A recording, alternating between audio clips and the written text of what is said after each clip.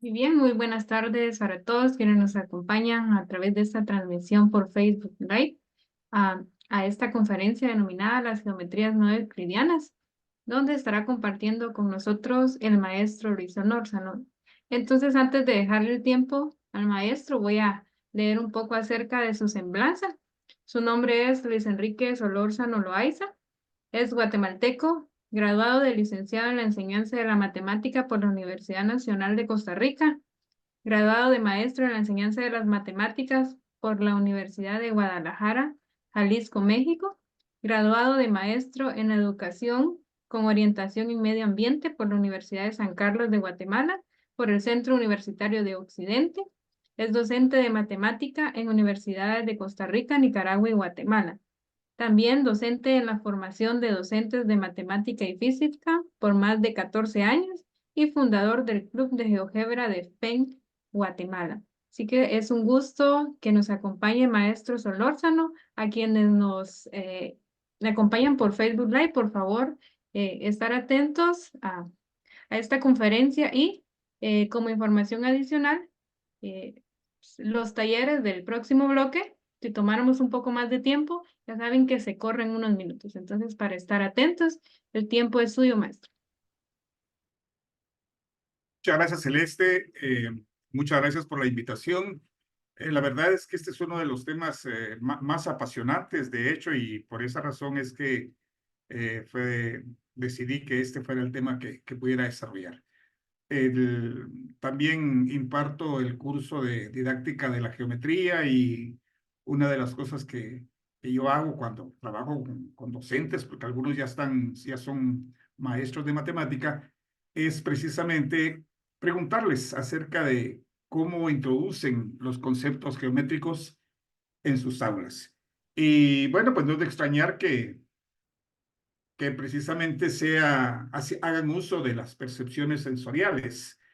Yo mismo a veces cuando les pregunto a los estudiantes qué se imaginan, qué se les viene a la mente cuando está el concepto de plano. Y exactamente las mismas respuestas obtengo.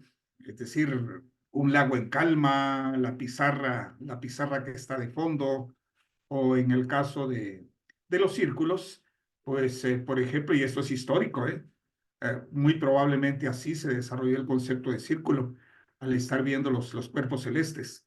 Sin duda, la observación de la luna, del sol, nos fue formando ese concepto de circularidad.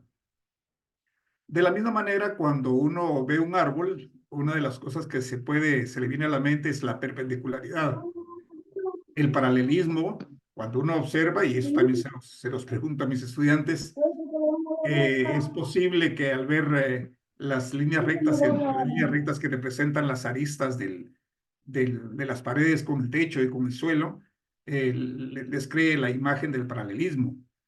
O el experimento que con frecuencia se hace en la secundaria, esto de proyectar con una linterna así en ángulo inclinado, pues que da claramente la percepción de una elipse.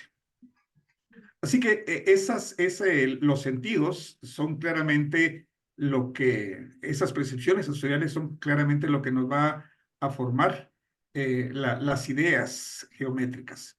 No solo geométricas, pero en particular las geométricas.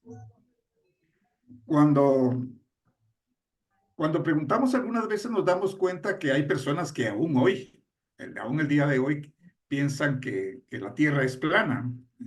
Es muy probable que se hayan quedado con esa percepción sensorial de lo que es el entorno más cercano, porque efectivamente nuestro entorno más cercano eh, es plano, parece plano. Y ya veremos más adelante que realmente no lo es, que el plano no solamente, o la idea de plano solamente es un caso particular de curvatura.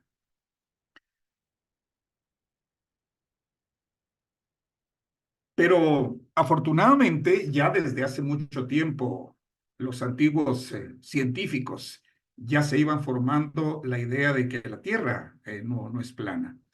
Y eso no obedecía claramente a las percepciones, porque como digo, el entorno más cercano al ser humano es plano. pero ya habían empezado a desarrollar esa capacidad deductiva y a partir de fenómenos, a partir de situaciones indirectas, podían llegar de manera indirecta a deducir que la Tierra no era plana.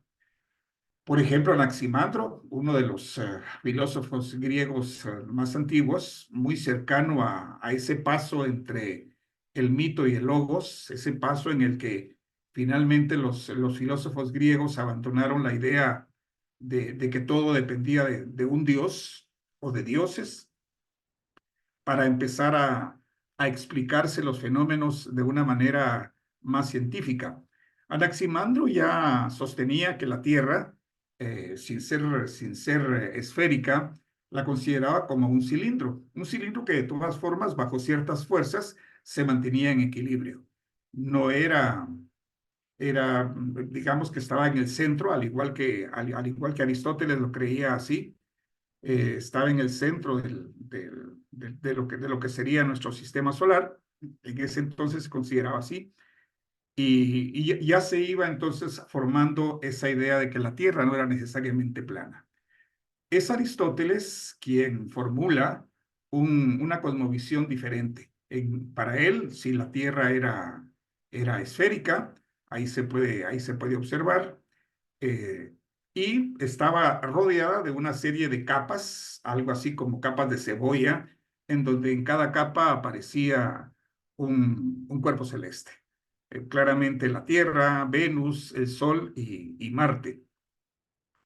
Pero hubo otro filósofo, precisamente contemporáneo de Aristóteles, de nombre Aristarco, que no solo consideraba que la Tierra era esférica, sino que además no era el centro del universo.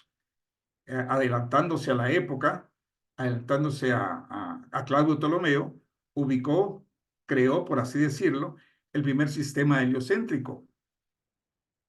Él hizo cálculos y estimó de manera deductiva, pues no se puede considerarlo de otra manera, consideró que la diferencia, la intensidad de luz que nos llegaba desde el Sol no podía ser posible que, que el Sol, que la Tierra estuviera en el centro del universo.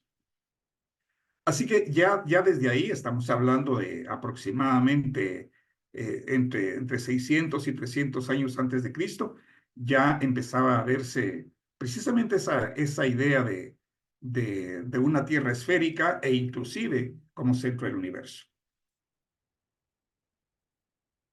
¿Cómo nace la geometría? Y es que esto es muy importante para el desarrollo de las geometrías no euclidianas. La geometría realmente no nace en Grecia.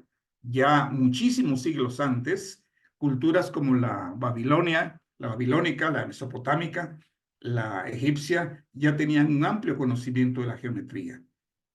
El problema es que era una geometría muy empírica, era utilizada básicamente para resolver problemas muy concretos. Esa tablilla, por ejemplo, la SI 427, que tiene 3.600 años a esta fecha, ya expresa una especie de mapa de un terreno que fue vendido. Hoy podríamos decir que ese es el mapa que se pone en el registro de la propiedad.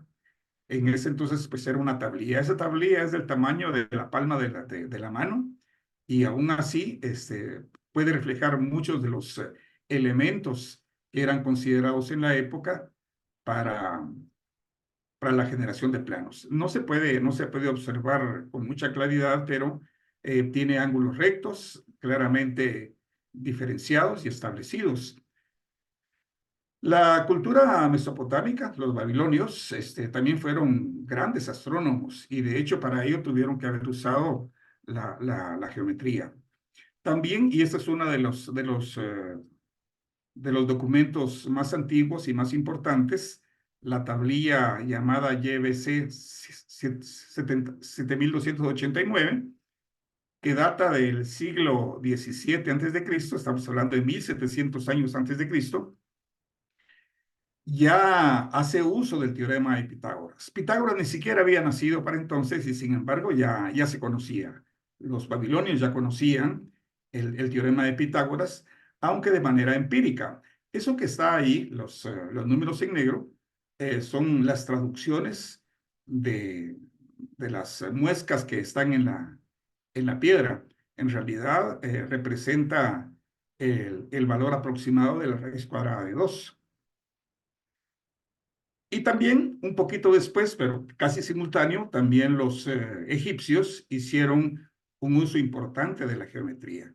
En el papiro de Rin, 1650 años hace, ya se pueden ver muchos problemas de geometría, un documento didáctico en el que se muestran no solo problemas de geometría, sino también de aritmética. Y ya se ve pues el uso de la geometría entre sus escritos. También los egipcios utilizaron la geometría para el desarrollo de sus famosas pirámides. De manera que el uso empírico de la geometría son los antecedentes para la formalización de la geometría como ciencia. Y eso viene como resultado, eso que decía, el paso del mito a logos, que permitió, entre otras cosas, una mayor democracia en Grecia, pese a que estamos hablando del periodo del esclavismo, es decir, una democracia a su manera, pero en el que la gente podía participar de las decisiones del gobierno, y eso permitió un intercambio muy fluido entre diferentes culturas. Eso nutrió a los científicos griegos y, por ejemplo, destacan los jonios que hicieron uso de la observación para poder establecer y explicarse muchos fenómenos naturales.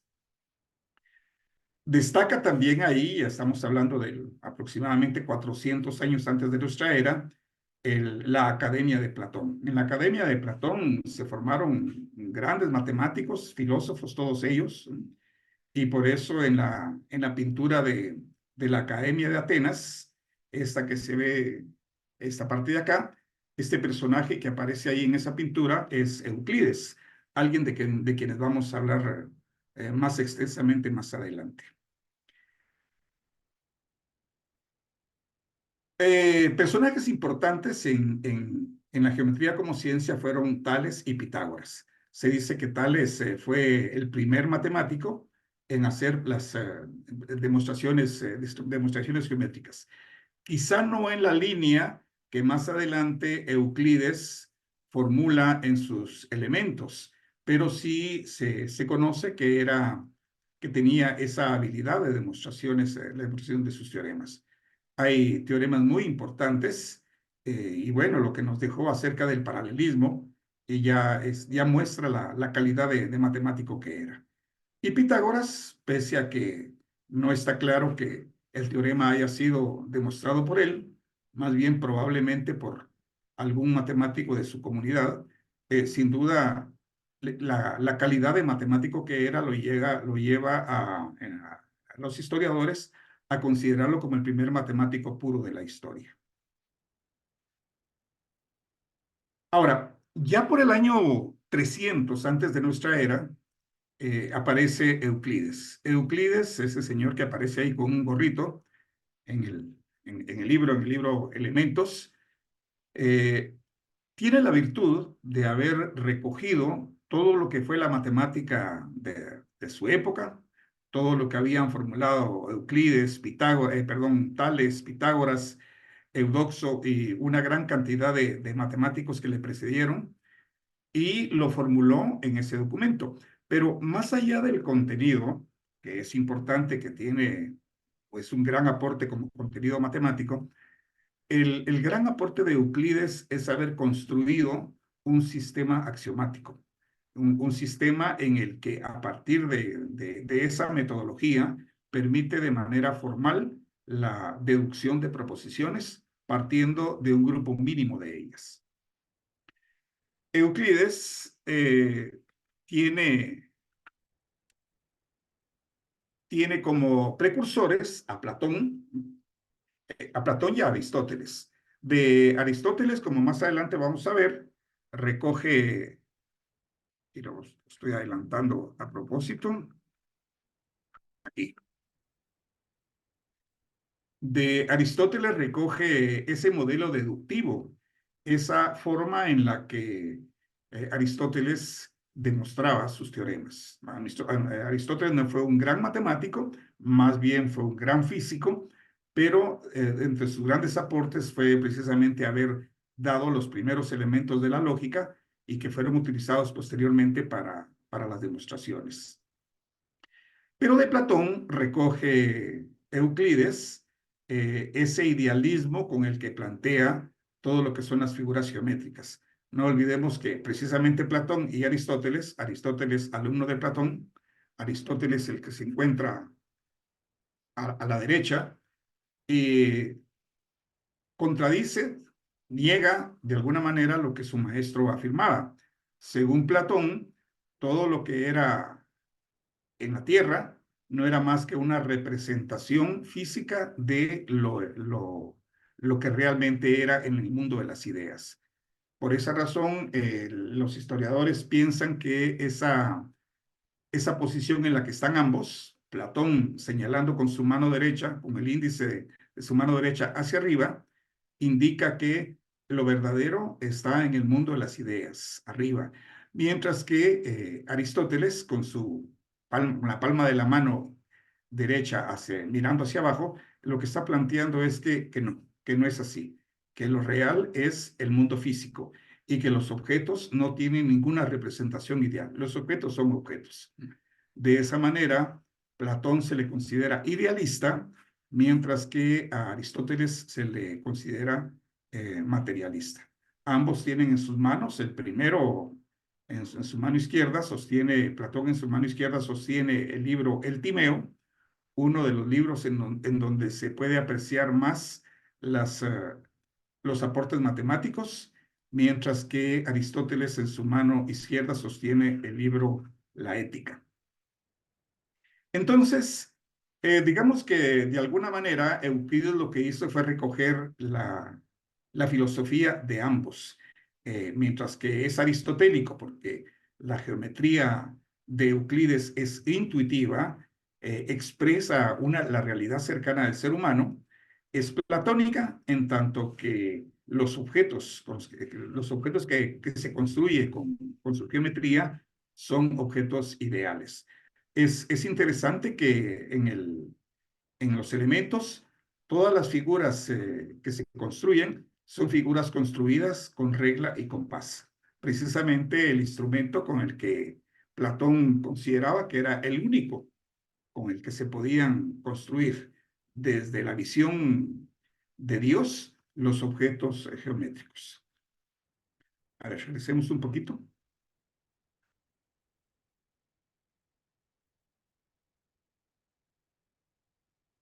Bueno, una de las características del sistema creado por Euclides es precisamente esa rigurosidad, esa forma de ir construyendo el conocimiento a partir de algo que ya ha sido construido.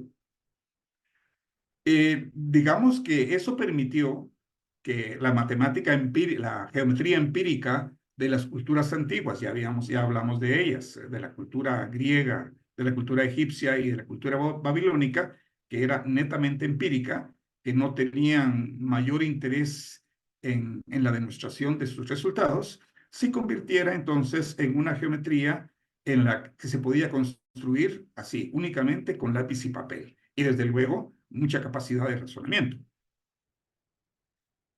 Este sistema se mantuvo vigente durante muchísimo tiempo.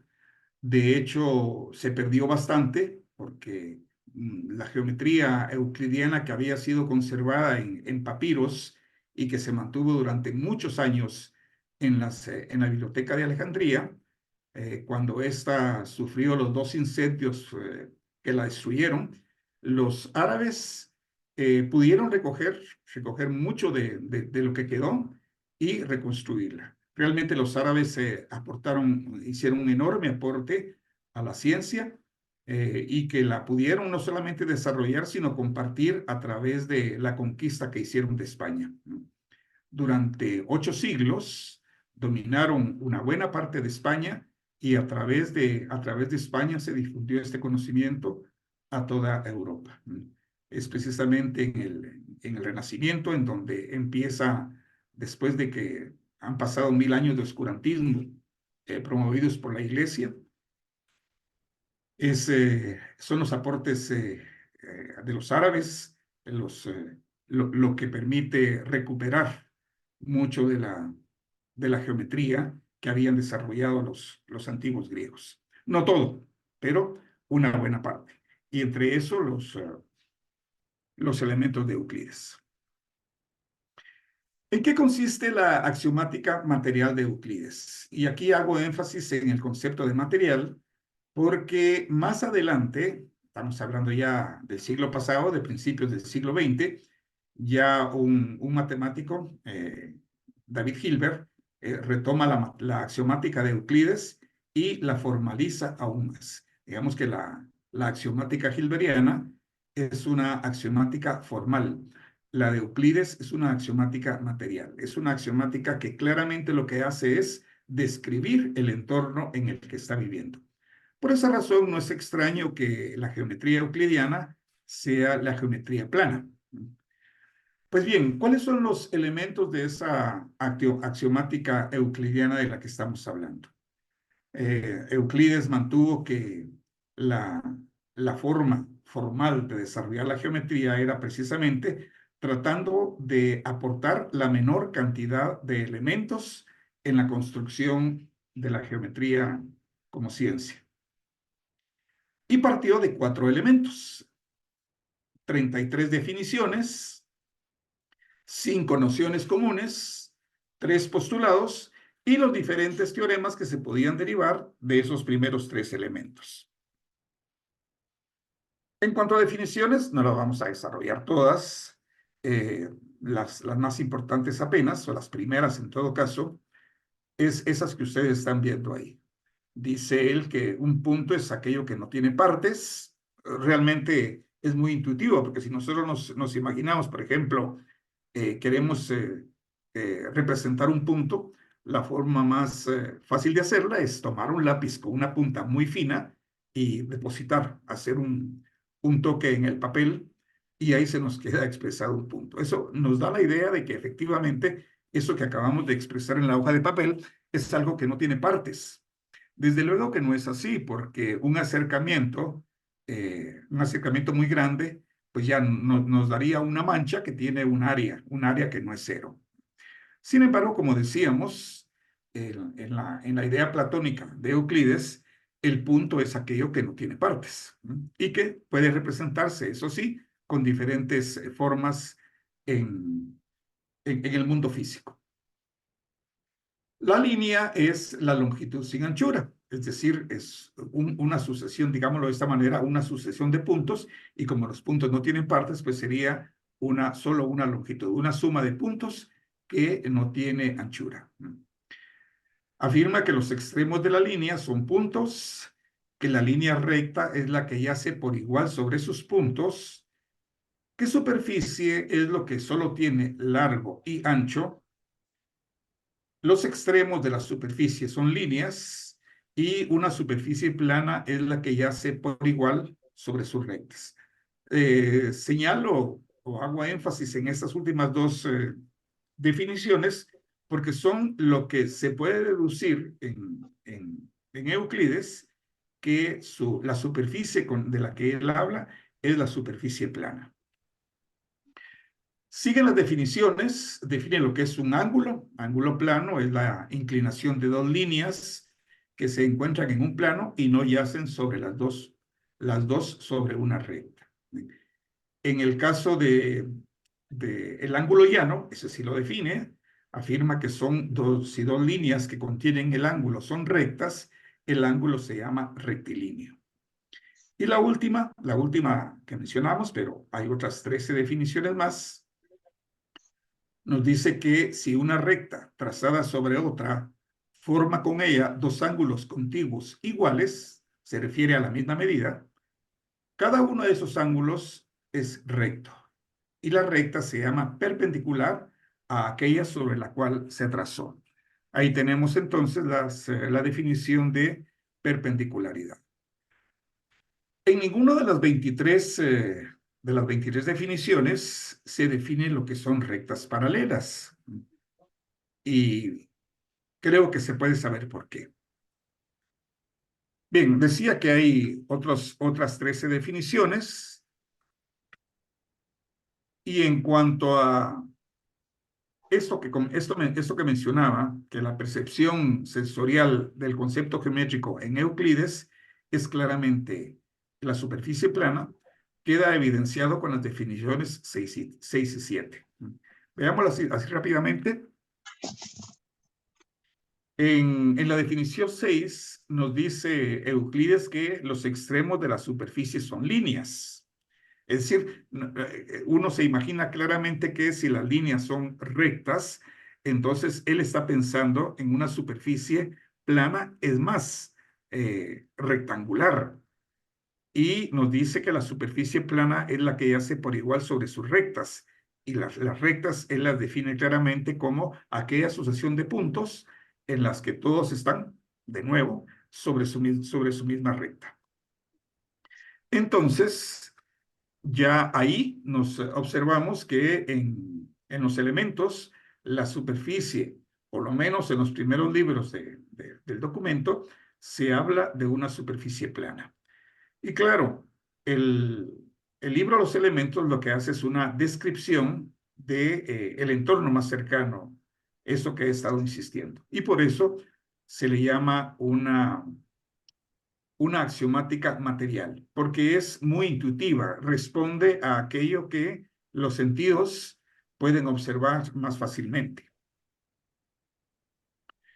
En cuanto a en las nociones comunes, son aquellas afirmaciones, aquellas proposiciones que son autoevidentes y que son muy generales, que pueden ser tomadas por cualquier disciplina y a partir de ellas construir la axiomática particular de esa disciplina. Bien, por ejemplo, las 5 nociones comunes, que también en algunos textos se le denominan axiomas, son esas que están expresadas ahí. Primero, cosas iguales a una misma cosa son iguales entre sí. Es claramente la transitividad del concepto de igualdad. Si a cosas iguales se agregan cosas iguales, los totales son iguales.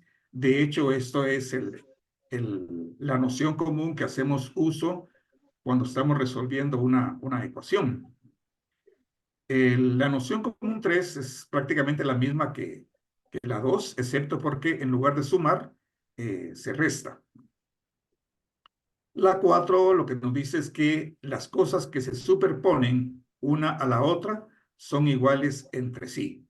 Y la número 5 dice el todo es mayor que la parte. Es mayor que la parte. Dense cuenta que estas 5 nociones, estas 5 proposiciones, son en verdad generales, excepto la 4, y por eso está señalada. Las 5 aparentemente responden a una generalidad que es válida para absolutamente cualquier disciplina, pero la 4 en realidad, si investigamos un poquito más, en realidad lo que se está refiriendo es a la congruencia entre figuras. Por lo tanto, en realidad esa 4 no tendría que ser una noción común, sino más bien un postulado, uno de los postulados. Pero bueno, así está indicado en el libro, de manera que así lo vamos a manejar nosotros también. Y finalmente, los postulados, los 5 postulados que él formuló para su sistema axiomático. Los postulados en realidad son una especie de descripción de cómo se relacionan entre sí los conceptos que él definió en sus primeras 23 definiciones. Por ejemplo, dice el primer postulado, es posible trazar una línea recta desde un punto cualquiera a otro punto cualquiera. En realidad, él se refería, más que a una línea recta, se refería a un segmento de recta. Por esa razón, lo que está ahí en la expresión gráfica es el segmento AB. El segundo postulado afirma que es posible prolongar de una manera ilimitada en línea recta una recta que es limitada. En otras palabras, lo que está diciendo es que este segmento que está expresado en el primer postulado, en realidad puede extenderse en ambas direcciones, eso sí, de manera rectilínea. El postulado número 3 afirma que es posible describir un círculo para cada centro y cada radio. En otras palabras, si tengo un punto y una cierta medida, una medida que no tiene que ser necesariamente numérica, sino una medida dada por un compás, es posible construir un círculo. El postulado número 4, que afirma que todos los ángulos rectos son iguales, él hablaba de ángulo como número, y por eso habla de igualdad de ángulos. Actualmente no se puede hablar de ángulos iguales a menos que sean el mismo ángulo. Si son de la misma medida, se dice que son congruentes. Pero bueno, así lo plantea él en su documento. Y el quinto postulado, que es el que inicia toda una aventura académica, desde entonces, dice lo siguiente. Si una recta, esta que está aquí, si una recta, al incidir sobre otras dos, forma del mismo lado ángulos internos menores que dos rectos, se refiere en realidad a la suma, no se refiere propiamente a los ángulos, sino a las tendríamos que leer forma del mismo lado ángulos cuya suma es menor que dos rectos. Entonces, las dos rectas prolongadas indefinidamente se encontrarán en el lado en el que estén los ángulos menores que dos rectos. Dicho de otra manera, si tenemos acá una recta que corta a otras dos y forma ángulos interiores del mismo lado de la recta que transversal, ángulos cuya suma es menor, ángulos cuya medida es menor que dos rectos, entonces lo que está diciendo es que del mismo lado en que esos ángulos están, esas rectas en algún momento se van a encontrar, es decir, van a formar un triángulo. Uno puede deducir de manera rápida que del otro lado, los ángulos que están del otro lado de la recta transversal, pues serán dos ángulos cuyas medidas sumarán un número mayor que dos rectos. De un lado, la suma menor que dos rectos y desde luego, del otro lado, la suma mayor que dos rectos. Y aunque esto no aparece en el libro, lo expreso porque en ningún momento se hace alusión al hecho de que los ángulos sumen dos rectos. Solo se habla de que la suma sea menor que dos rectos o bien que la suma sea menor que dos rectos, pero en ningún momento que sea igual a dos rectos. Y eso tiene su porqué. Más adelante lo vamos a ver.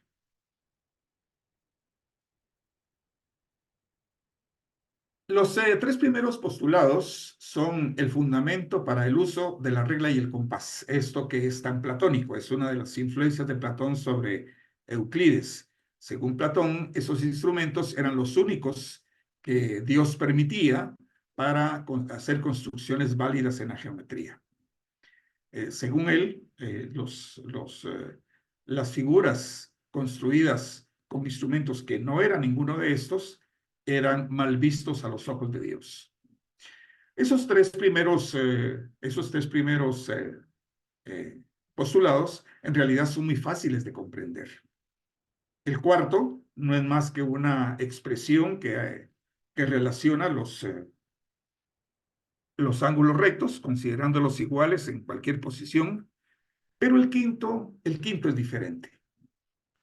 El quinto postulado requiere un análisis más fuerte, más detenido para su comprensión. Y tiene subyacente el concepto de infinito. El concepto de infinito fue muy complicado entre los filósofos griegos. El mismo Euclides no utilizó su quinto postulado, sino hasta después de haber demostrado 8 proposiciones en las que no tenía necesidad de hacer uso de ese postulado, del quinto postulado, precisamente porque el concepto de infinito estaba detrás de ese postulado. Y por eso era tan complejo. Y por eso es que desde prácticamente el mismo momento en el que se formula, empieza a tener discrepancias a crear discrepancias entre los matemáticos. El concepto de infinito, que entre los griegos tiene dos acepciones, el infinito que se construye y el infinito que está fijo, se dice infinito en acto e infinito en potencia. El infinito en acto, según Aristóteles, era solo aplicable a Dios. Solo Dios podía ser infinito en acto. Solo Dios podía ser infinito. No había absolutamente nada que pudiera ser infinito. En cambio, en potencia sí. El infinito en potencia, según Aristóteles, era el concepto de algo que podía crecer y crecer y crecer. Es decir, siempre se podía encontrar algo más grande o siempre se podía encontrar algo más pequeño. A eso se le llama el infinito en potencia. Pues estos dos conceptos, Euclides, que era, su palabra era casi sagrada, impuso esa idea y entonces el infinito, manejarlo era sumamente complicado entre los filósofos de la antigüedad. De manera que durante mucho tiempo se pensó, se puso en duda el enunciado del quinto postulado. Tanto así que desde el principio se hizo la pregunta si en realidad no era más que un teorema que se podía demostrar de los otros cuatro postulados. Eso ya desde el mismo principio creó entre los matemáticos la idea de la posibilidad de demostrar el quinto postulado. De ser así, entonces dejaría de serlo para ser un teorema derivado de los otros cuatro postulados. Aquí tenemos que hacer un pequeño paréntesis, una digresión para poder entender todo lo que continúa. Yo creo que muchos de los que están en esta conferencia, pues ya deben tener una formación muy amplia acerca de lo que es el proceso de demostración matemática, pero probablemente algunos no. Así que muy rápidamente voy a tratar, digo, porque no es fácil, ¿eh? Pero voy a tratar de dar una descripción muy breve de lo que es una demostración matemática y lo que es el proceso de una demostración matemática. Bueno, de acuerdo con la Real Academia Española, un teorema no es más que una proposición cuya verdad se demuestra. En el caso de la matemática, es cualquier proposición que, partiendo de un supuesto, al cual se le llama hipótesis, se afirma una racionabilidad, a eso se le llama tesis, no evidente por sí misma. De manera que podemos decir que un teorema no es más que una implicación lógica. Esto que tenemos acá, a eso le vamos a llamar hipótesis, le podemos llamar premisas, conjunto de premisas, el antecedente de la implicación, la causa, la razón suficiente, y a la proposición B, esa es precisamente la racionabilidad que no es evidente por sí misma. Eso es lo que se pretende demostrar que es verdadero. Mientras que esto se considera verdadero, por ser hipótesis, la proposición esta de acá, la tesis, hay que demostrarla. Y hay que demostrarla mediante un proceso de deducción lógica. Se le llama tesis, se le llama también conclusión, es el consecuente de la implicación, es el efecto de la causa y es la razón necesaria dada una razón suficiente. De manera que se acepta como verdadera la hipótesis y debe demostrarse que es verdadera la tesis. En una implicación lógica como esta que tenemos aquí señalada, todo aquello que esté antes de la palabra sí, si se expresa textualmente, si A, entonces B, entonces todo lo que esté antes de la palabra sí y antes de la palabra entonces, es la hipótesis. Es decir, esto es la hipótesis. Y es todo lo que dijimos acá y debe aceptarse como verdadero. Y todo lo que se busca demostrar es la conclusión. A eso es a lo que le llamamos la tesis. El proceso es algo parecido a eso que tenemos ahí. Se parte de la proposición que se considera verdadera, que es hipótesis. A partir de ella se deduce una cierta proposición 1, justificada plenamente con alguna proposición, alguna definición, algún axioma, algún teorema definido previamente. Eso conduce, permite deducir otra cierta proposición igualmente justificada para llevarnos a una cadena de proposiciones que culmina de manera lógica. Todo esto tiene una secuencia lógica con la última proposición, que es la tesis. A eso le llamamos la prueba directa, es decir, la técnica directa de demostración de un teorema matemático. Partiendo de la hipótesis que se considera verdadera, hay una serie de proposiciones que se van deduciendo hasta que la última de ellas es la proposición considerada tesis, aquello que es a lo que se busca demostrar que es una verdad. Pues otra técnica, y esa es una de las maravillas que dejó Platón, que dejaron los filósofos de la Grecia antigua, es este método, el método de demostración por reducción al absurdo, o también conocido como método por contradicción. Bueno, en esta técnica, si lo que se quiere demostrar es esta implicación lógica, si se quiere demostrar que dado A, entonces hay que demostrar B. En esta demostración, como ya lo dijimos, la tesis se quiere demostrar que es verdadera.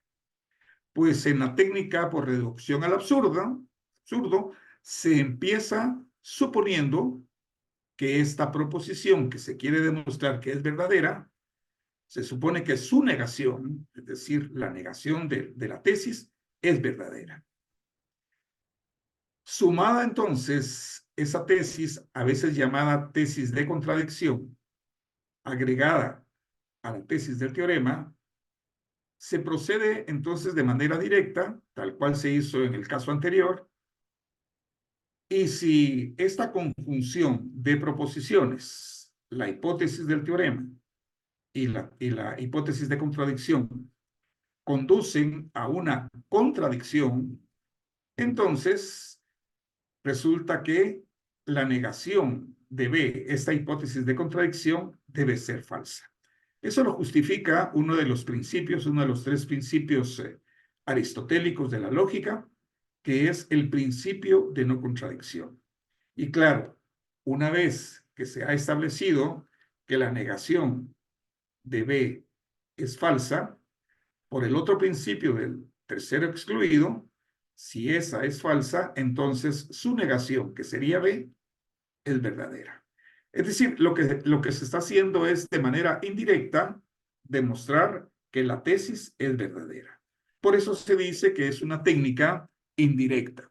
Hay otras técnicas indirectas, no solamente por reducción al absurdo, pero esa es de la que vamos a hablar precisamente en lo que continúa.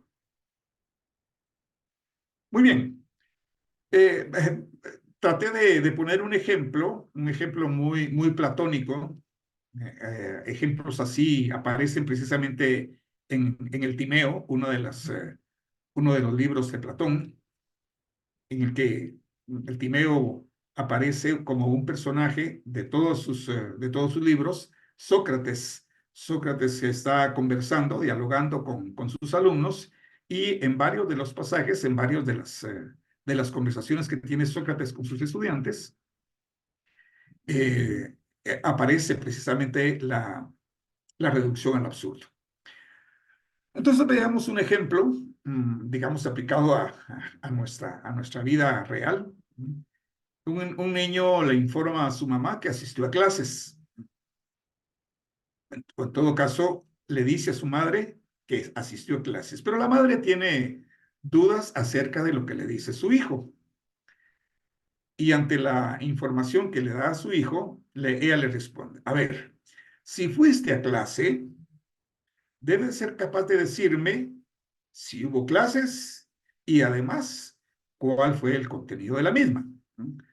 Observen que aquí hago énfasis en que el niño lo que tendría que demostrar es esto, ser capaz de decirle a la madre, primero, si hubo clases y además el contenido de la misma. Es decir, no es válido solamente uno de los dos, que hubo clases y que además el contenido de la misma. Entonces, en el caso de que el niño no pueda decirle si hubo clases, o bien si no puede decirle el contenido de la misma, entonces la madre, esa incapacidad del niño de mostrar esto, estaría contradiciendo esa capacidad supuesta que debiera mostrar el niño. Es decir, habría una contradicción, el hecho de no poder hacerlo sería una contradicción con esa capacidad que debiera mostrar. En tal caso, entonces, la sospecha de que su hijo no fue a clases estaría siendo confirmada por la madre. Un poco esa es la idea del método por reducción al absurdo. Suponer la negación de lo que se quiere demostrar y a partir de haber encontrado una contradicción haciendo uso de esa negación, se concluye que esa negación es falsa y por lo tanto la negación de la negación, que sería la proposición a demostrar, resulta ser verdadera. Y bueno, empezamos la aventura entonces.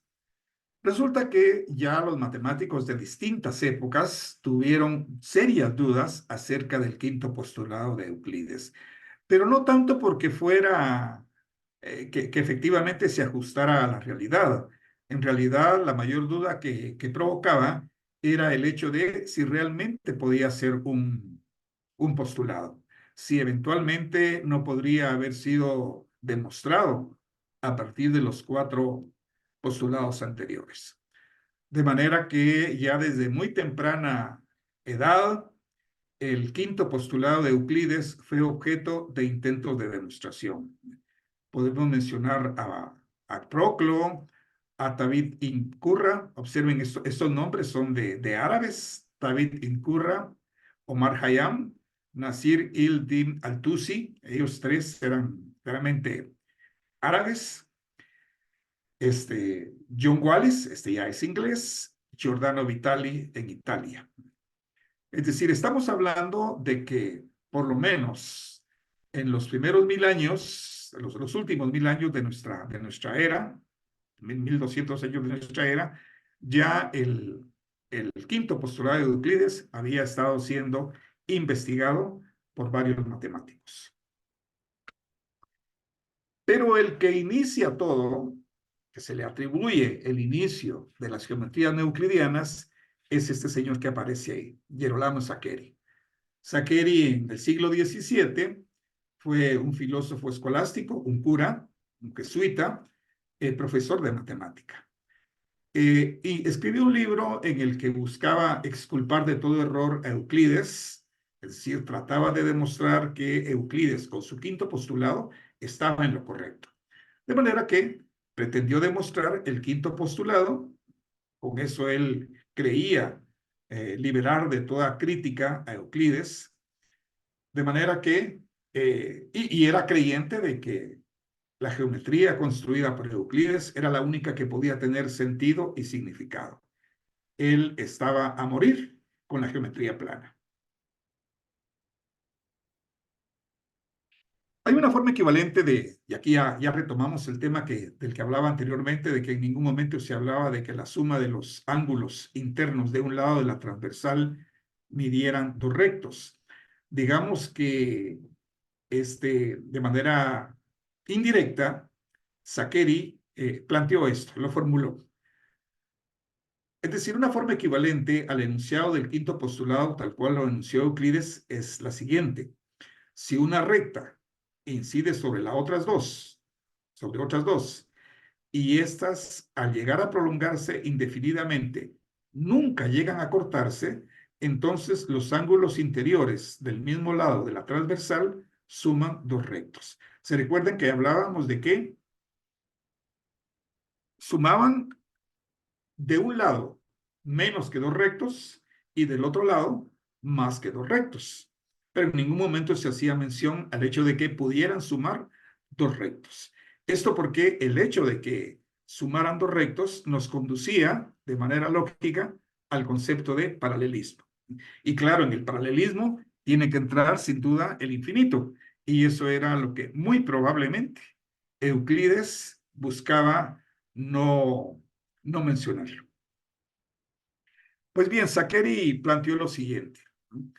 Saccheri buscaba encontrar una contradicción en los teoremas aquellos que se derivaban de las versiones que fueran alternativas al postulado de Euclides.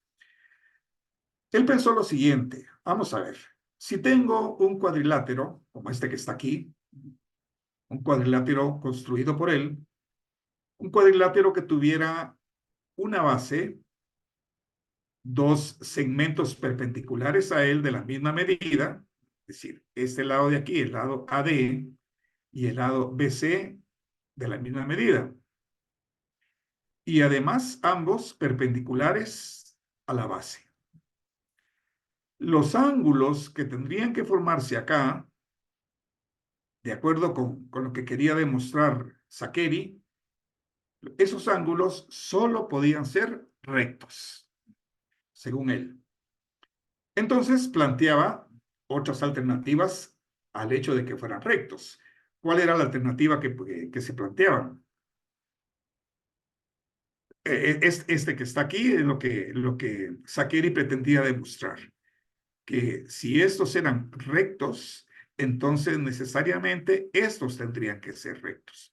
Entonces él dijo, ¿qué pasaría si no fueran rectos? Pues lo que estaría planteándose es lo siguiente.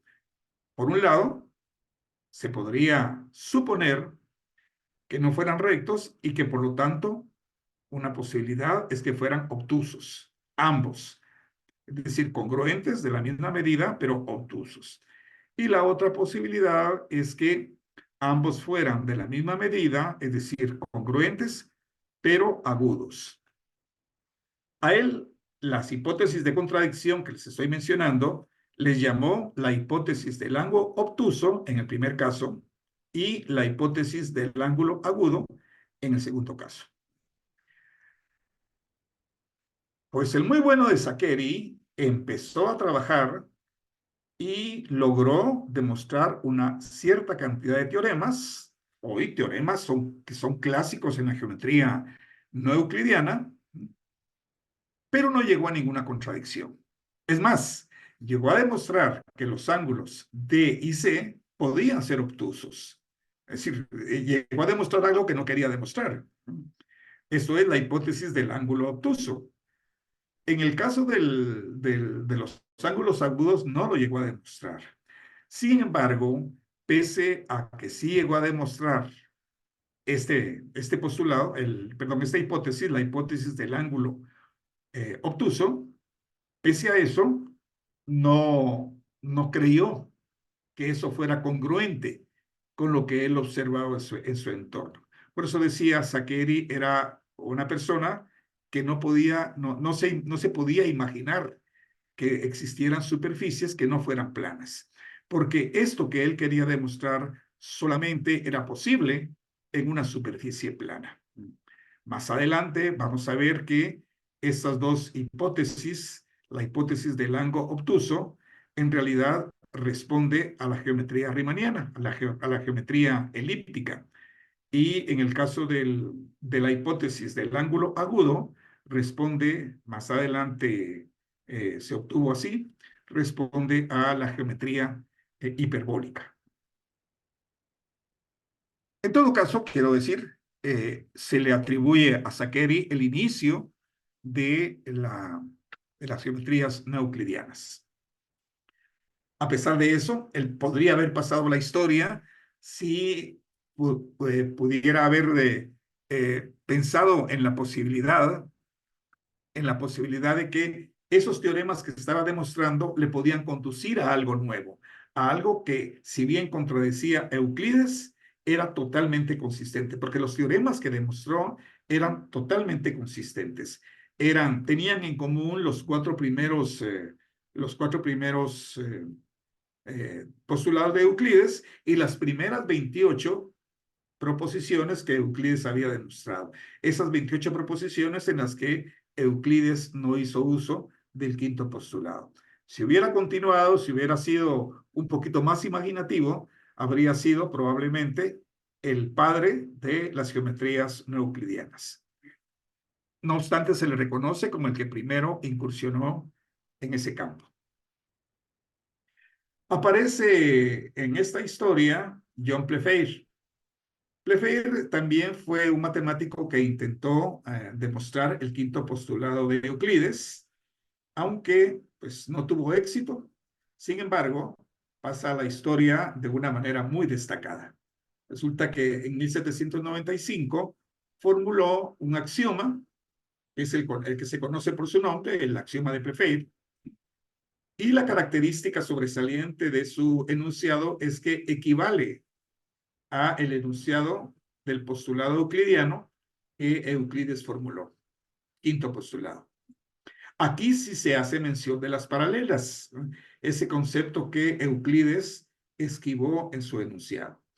Ese es el enunciado que nosotros conocemos, que ya conocemos posiblemente desde la secundaria, pero sin duda lo hemos oído mencionar, lo hemos manejado en nuestros dibujos. Dice lo siguiente: el quinto postulado, aquí es en la forma de Playfair, dice, dada una recta y un punto que no está contenido en dicha recta, existe y es única la recta que es paralela a la recta dada y que contiene al punto dado. Bueno, eso es lo que nosotros intuitivamente podemos decir que es verdadero. Si tenemos una recta y un punto que está fuera de ella, no solamente existe la recta paralela que lo contiene, sino que además esa recta es única. Esa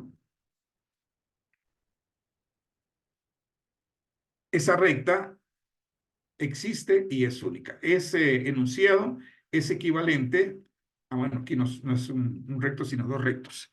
Este enunciado es perfectamente equivalente a este de acá. De manera que si se pudiera demostrar que este teorema es válido, este enunciado es válido, entonces, por ser una proposición equivalente a esta también tendría que ser una proposición válida. Cuando se plantea así, dada una recta y un punto que no está contenido en dicha recta, existe y es única la recta que es paralela a la recta dada y que contiene el punto dado, la negación de ese teorema tiene dos vertientes, dos formas de negarlo.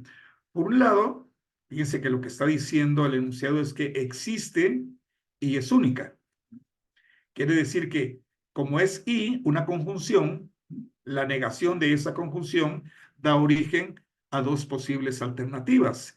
O bien que no exista esa recta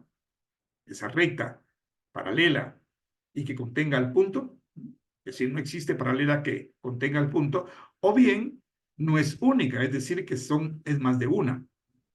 Estas son las dos formas entonces de negarla.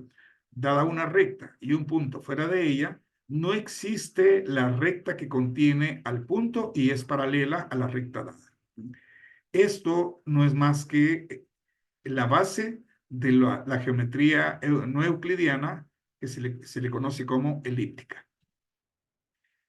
Y la otra vertiente, la otra versión de la negación del postulado euclidiano es que, dada una recta y un punto fuera de ella, existe más de una recta que contiene al punto y es paralela a la recta dada. En este caso es todo lo contrario. Si tenemos aquí la recta, esta recta de acá, y un punto fuera de ella, el enunciado lo que nos está diciendo es que hay más de una recta que es paralela. Y es paralela porque no llega a cortarse con la recta inicial. Aquí sí. Aquí la prolongación de esta recta y la prolongación de estas llegarían a cortarlo en algún momento. Entonces, la geometría elíptica postula que no existen rectas paralelas, mientras que la hiperbólica postula que existe más de una recta.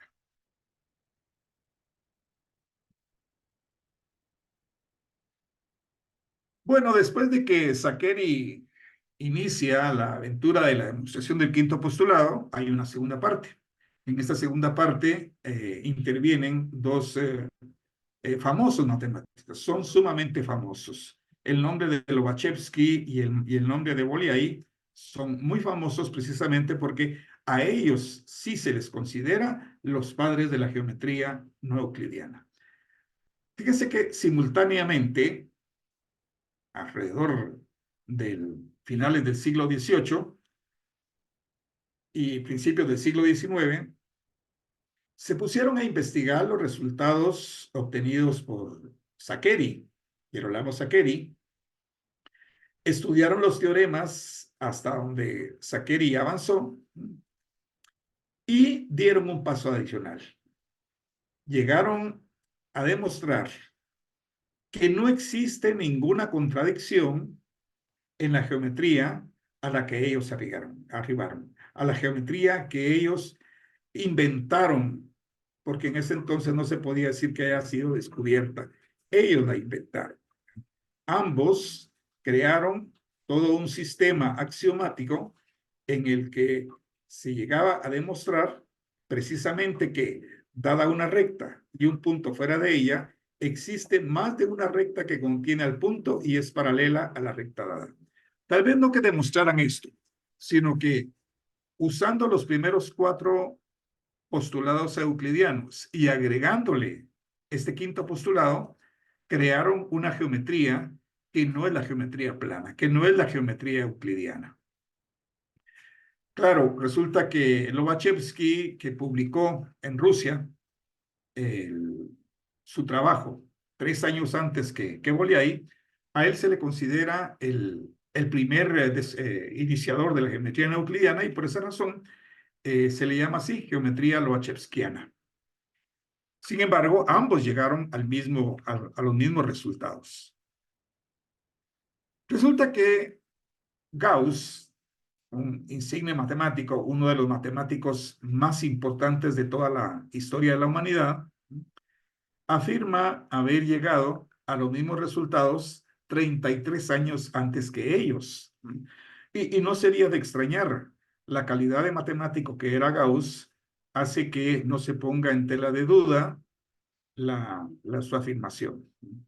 Resulta que Farkas Bolyai, matemático y padre de Janos, era amigo de Gauss, estudiaron juntos.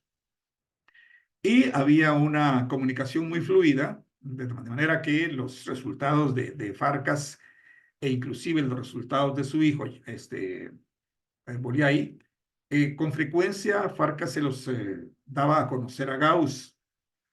Cuando Janos Bolyai mostró la geometría no euclidiana, Farkas se lo dio a conocer a Gauss. Y la reacción de Gauss por la carta que le escribe a Farkas es un poquito de molestia, un poquito de sorpresa y hasta un poquito de desilusión. Le dice algo así como, no puedo felicitar a tu hijo porque felicitarlo a él sería felicitarme a mí. Los resultados de tu hijo yo los obtuve hace mucho tiempo. Y sin duda no puedo más que decir que tu hijo es un gran matemático, pero la verdad es que fui yo quien lo hizo primero.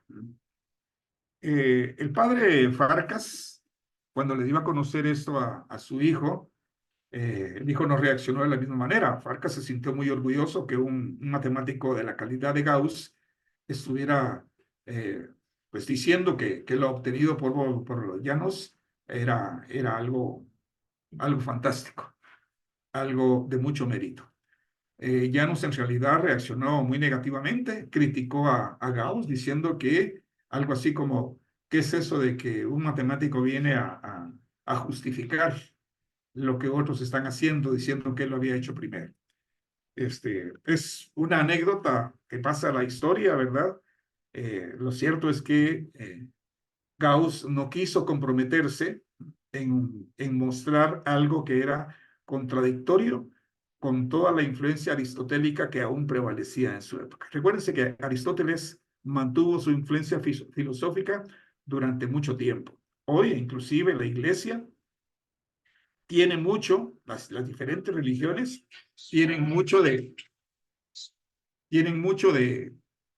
la de la filosofía aristotélica y por consiguiente, ya desde entonces Gauss no quiso comprometerse, no quiso mostrar algo que era contradictorio con lo que ya afirmaba Aristóteles y por lo tanto no se atrevió a publicarlo. Así que, de alguna manera, perdió la oportunidad de haber sido el padre de las geometrías no euclidianas, aunque los historiadores no niegan la posibilidad de que efectivamente lo haya logrado antes que Lobachevsky y Bolyai. La tercera parte de esta aventura académica le corresponde a Bernhard Riemann, un alemán, alumno de Gauss precisamente. Gauss fue su director de tesis. Él también investigó a Saccheri y se puso a trabajar en la otra negación del postulado de las paralelas, aquella que decía que, dada una recta y un punto fuera de ella, no existe la recta que contiene al punto y es paralela a la recta dada. A él se le conoce como el creador de la geometría elíptica y su geometría se llama así, geometría riemanniana. La gran virtud de lo logrado por Riemann es que va más allá de lo logrado por Lobachevsky y Bolyai. Riemann creó una geometría aún más general.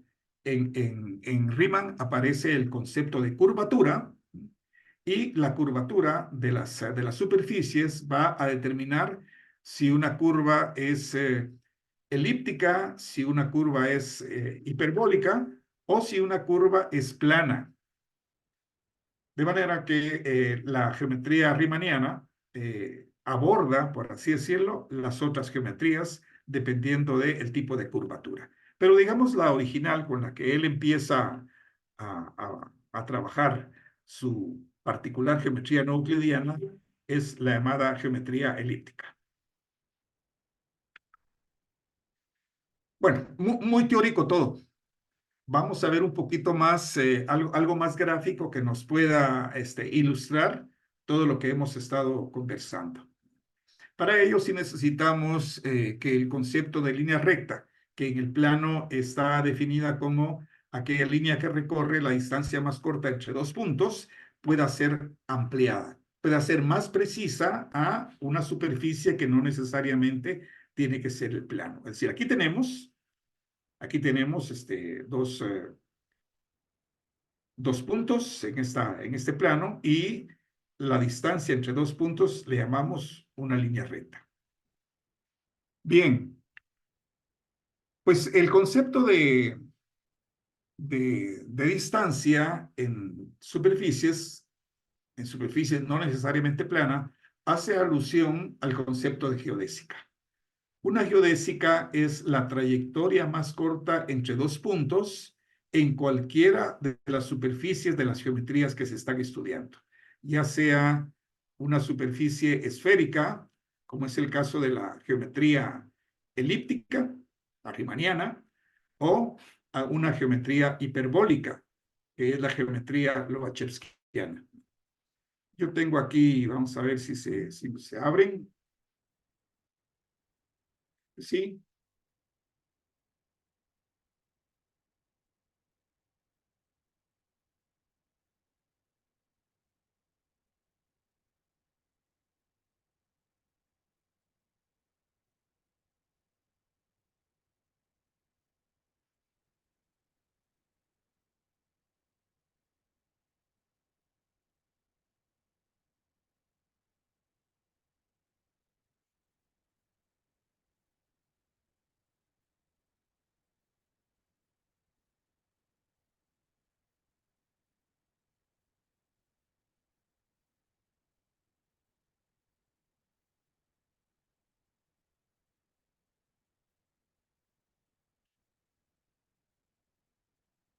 Bueno, ahí tienen ustedes una esfera, la misma esfera que ustedes vieron en la presentación, solo que aquí la vamos a poder manejar, la vamos a poder mover.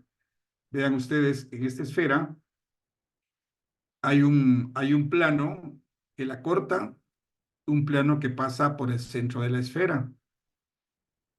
La curva, que es la intersección entre ambas superficies, es a lo que le llamamos una geodésica. Y precisamente la distancia entre dos puntos de esa superficie será un segmento de geodésica. Eso es lo que ocurre en nuestro mundo, ¿verdad? Si estamos en una parte de la Tierra y queremos viajar a otra parte de la Tierra, en realidad nuestra trayectoria no es recta. Es recta o tendremos la percepción de que es recta si la distancia entre ambos puntos es muy pequeña. Si fuera así, ahí estaríamos pensando en una línea recta. Esa es la percepción que tenemos de línea recta, porque el espacio es tan diminuto que la esfericidad se convierte en planitud. Entonces, a esto es a lo que le llamamos una geodésica. Y la distancia entre dos puntos de esa geodésica es precisamente la distancia que hay entre dos puntos de una superficie. Bueno, veamos la otra.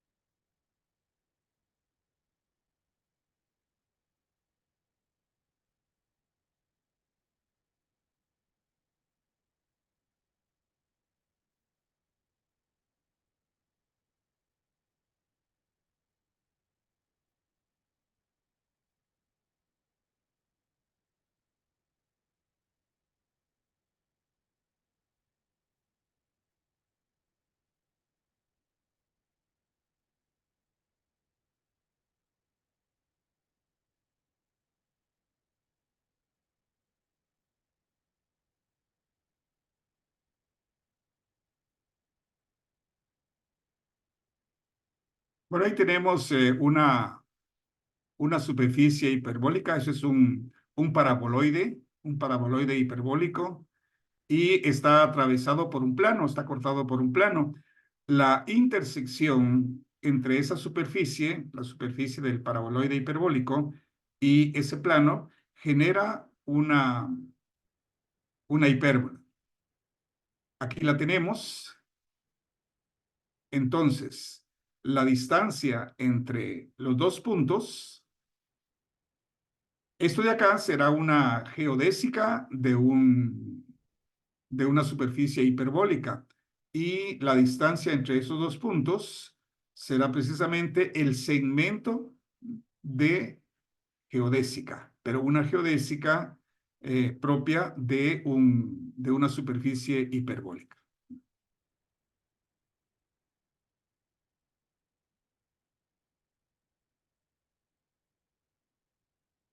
Volvamos a nuestra presentación.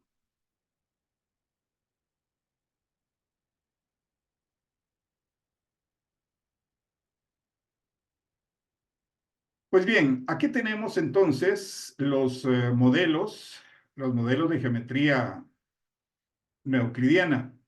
En este de acá, que es una superficie hiperbólica, y esta que es una superficie elíptica, nos vamos a dar cuenta que dada una recta, en este caso una geodésica de la superficie que no contiene a un punto, dada esos dos elementos, la recta, le voy a llamar recta, aunque sabemos que el término más general es geodésica, la recta y el punto que no contiene ella, dados esos elementos, existe, aquí yo logré dibujar por lo menos tres rectas que contienen al punto y que sin embargo no cortan a la recta inicial, de manera que tenemos más de una recta que es paralela a esta de acá. Estas tres tienen esas características, pero se pueden obtener más.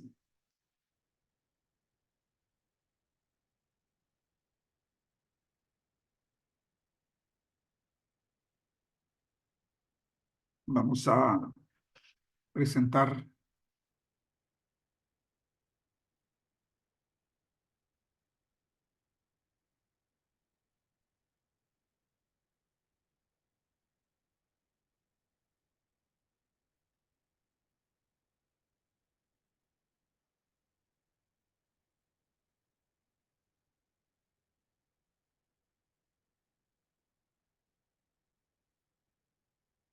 Vean ustedes que aquí tenemos esa superficie, la superficie hiperbólica, y observamos precisamente eso.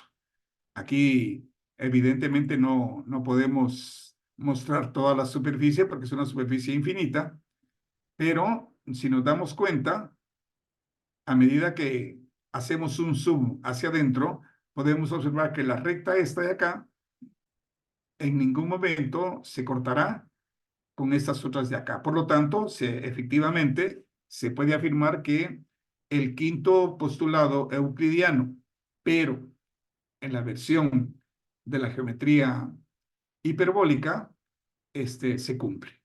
Esta es entonces una geometría no euclidiana porque no satisface el quinto postulado euclidiano. Desde varios puntos de vista lo podemos observar y darnos cuenta que efectivamente la recta y el punto, por ese punto pasan más de una recta que es paralela. Veamos en el caso de la geometría elíptica.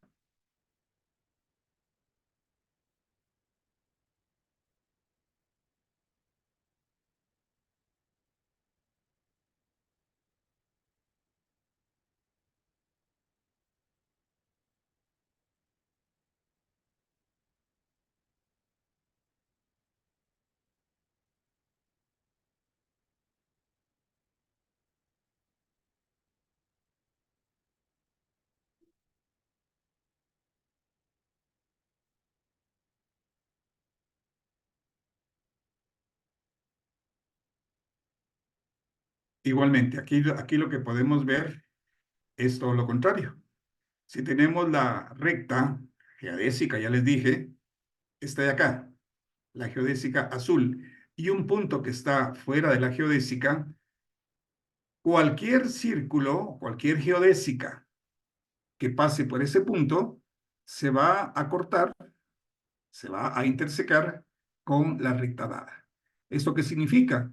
Que no existen paralelas, porque cualquiera geodésica que corte al punto P en algún momento, que contenga al punto P en algún momento va a cortar a la geodésica que no contiene al punto P. Es decir, no existen paralelas. Todas ellas se van a cortar en algún momento con la recta dada.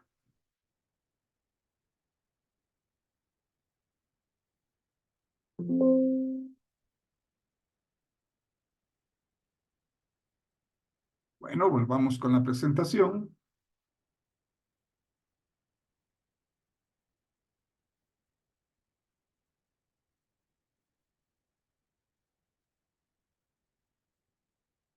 ¿Qué características son propias de las superficies euclidiana y no euclidiana? Bueno, hay varias, pero digamos que las que más la característica que más sobresale en estas superficies es que en la superficie esférica, en la superficie que representa a la geometría elíptica, la suma de los ángulos, de las medidas de los ángulos interiores de un triángulo, miren, este es un triángulo elíptico, claro que tenemos un punto, este es otro punto y este es otro punto, este sería la geodésica llamada ecuador, y si se cortan ambas, estas dos geodésicas, en un polo, tendremos un triángulo en cuyos dos ángulos serán de 90 grados. Y este de acá, 90 más 90 es 180, más la medida de este. Es más, un triángulo que estuviera, cuyos vértices fueran este punto de acá, este punto de acá y este punto de acá, sería un triángulo que midiera 90 más 90 más 180, serían 360 grados. Es decir, es una de las propiedades, de las características de esta geometría elíptica, que la suma de la suma de las medidas de los ángulos interiores es siempre mayor que 180. En el caso de la geometría hiperbólica, pasa todo lo contrario. Los triángulos van a adquirir esta forma y entonces las medidas de los ángulos interiores sumados es siempre menor que 180. Mientras que la geometría plana es aquella cuya característica, y eso es uno de los teoremas que demuestra en esta geometría, y es que la suma de las medidas de los ángulos interiores es exactamente 180. Estamos finalizando y quisiera mostrarles unos modelos que son más teóricos. Estos modelos en realidad no tienen una representación física, son más modelos de geometrías no euclidianas, pero que son como expresiones teóricas de matemáticos. Por ejemplo, el modelo de Beltrán y Klein. En el modelo de Beltrán y Klein, el espacio es este círculo, todos los puntos que están en este círculo, el interior de este círculo, es a lo que en esta geometría se denomina plano. Pues bien, si se traza una recta en ese plano y un punto que esté fuera de esa recta, ahí pasan un conjunto infinito de rectas que al no llegarse a cortar con la recta inicial, todas ellas serán rectas no paralelas a esta, porque perdón, son paralelas porque por lo menos en el plano indicado, nunca van a llegar a cortarse a esa recta, nunca van a llegar a cortarse con la recta dada. De manera que esta es una geometría que niega el quinto postulado euclidiano y por lo tanto es una geometría no euclidiana. Es hiperbólica porque está diciendo que no existen rectas paralelas, o más bien que existe un conjunto infinito de rectas paralelas a la recta dada. El círculo de Poincaré, y vamos a, es la última presentación que les hago en GeoGebra, es algo similar a esto. Es un plano circular. Los puntos del plano están enteramente incluidos acá, pero las rectas son geodésicas.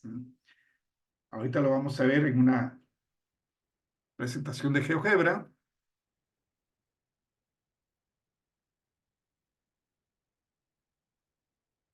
Esta construcción no es mía, es una construcción de un divulgador matemático que publica sus construcciones en un sitio que se llama geogebra.org. Voy a compartirlo.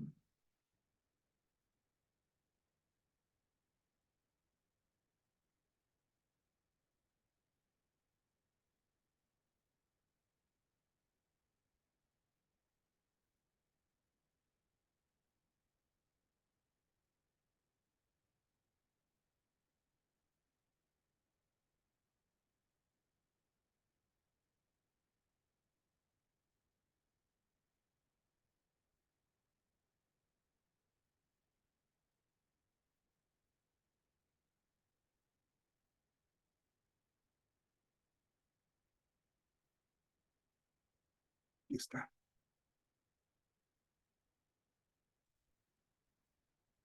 Bien, en esta geometría, resulta que si nosotros queremos dibujar una geodésica es decir, una recta que pase por dos puntos de este plano, pues construimos un punto y aquí construimos otro punto y lo que obtenemos es una geodésica.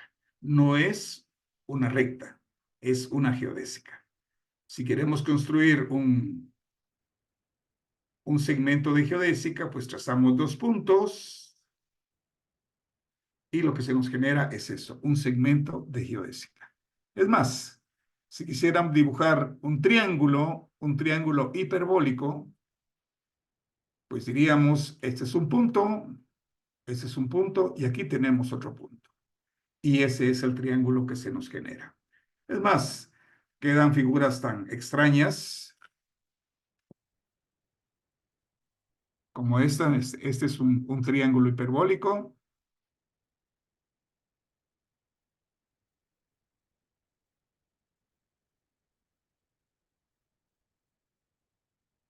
Pero es parte de los juegos que se acostumbra a hacer una vez que se construye una matemática desde el punto de vista axiomático. Estos modelos, como les indico, son más modelos muy teóricos, no responden a ninguna realidad, por lo menos no establecida hasta ahora. Así que son de verdad ejercicios mentales de matemáticos. Esto que está acá es el círculo de Poincaré, así se le llama. Eh, hay un, hay un artista, se me escapa el nombre ahora, en este momento, que utilizando esta geometría hizo dibujos fabulosos. Bien, estamos terminando. Volvamos a nuestra presentación para terminar.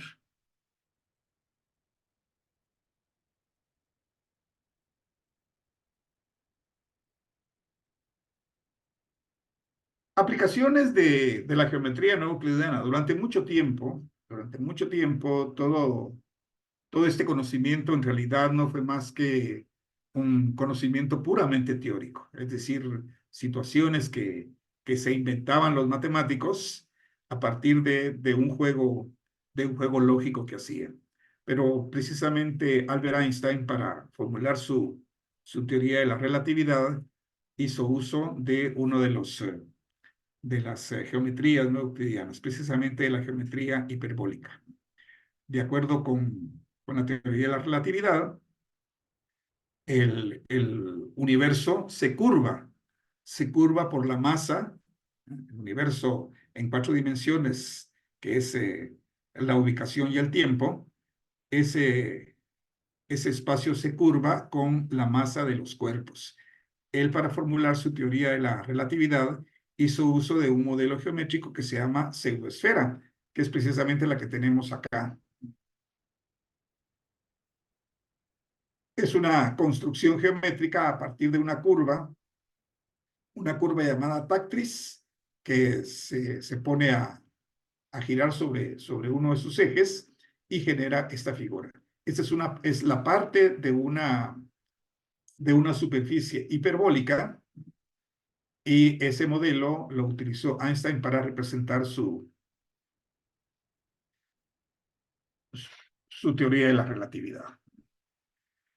Es más, en el caso de los modelos de las geometrías no euclidianas que podemos aplicar en el cosmos, podemos decir que si la masa del universo es una cantidad determinada, la cantidad de masa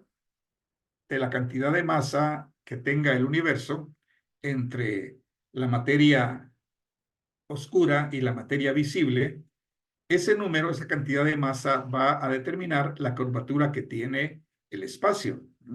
Si resulta que la masa, incluida la visible y la oscura, es igual que ese número crítico, al cual se le llama masa crítica, entonces los astrónomos predicen que ese modelo inflacionario continuará tal cual está hasta llegar a convertirse en un universo plano. Es poco probable que eso ocurra, sería entonces un universo plano. Si la masa, en el caso de que la masa del universo sea más grande, que es lo que probablemente ocurra, más grande que ese número crítico, entonces estaremos ante un universo abierto, la expansión será infinita, y entonces podríamos decir que es un universo hiperbólico. Y si por el contrario la masa resulta ser más pequeña que ese número crítico, entonces el universo se va a expandir perdón, lo anterior era al revés. Es el caso de que la masa sea más grande que ese número crítico, lo que habrá será una implosión, es decir, habrá un proceso de expansión hasta un determinado momento en el que va a dejar de expandirse y va a empezar a contraerse el universo hasta llegar a una gran implosión, es decir, lo contrario o lo inverso del Big Bang. Sería un Big Crunch. Ahí diríamos que es un universo cerrado. Si la masa es más pequeña que la masa crítica, que el número crítico, entonces la expansión del universo continuará permanentemente y entonces estaremos ante lo que se le llama un universo abierto, es decir, un universo hiperbólico. Muy bien, es lo que tenía para ustedes. Espero que por lo menos les haya llamado la atención y que les invite a hacer su investigación por su propia cuenta. Así que muchas gracias por su atención a todos los que estuvieron presentes y les deseo el mayor de los éxitos. Concluyo entonces ahí. Gracias, maestro Solórzano. Tenemos ahí comentarios de agradecimiento por tan excelente ponencia. En este momento, por parte del Centro Universitario de Occidente, vamos a hacerle entrega de un diploma de reconocimiento en agradecimiento pues por acompañarnos este día. Entonces, ahorita comparto mi pantalla.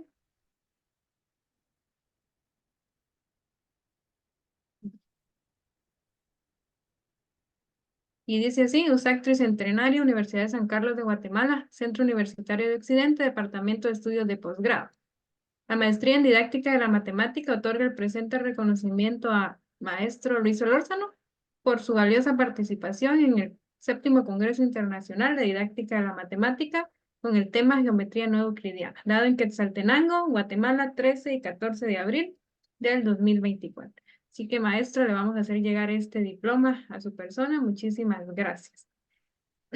Y a quienes nos acompañan aún por Facebook, los invitamos a incorporarse al último bloque de talleres, donde ya están los links publicados, y también los invitamos para nuestra conferencia de cierre a las 5:20 con el maestro Luis Juan Carlos e ingeniero Emanuel Villatoro. Muchísimas gracias por acompañarnos.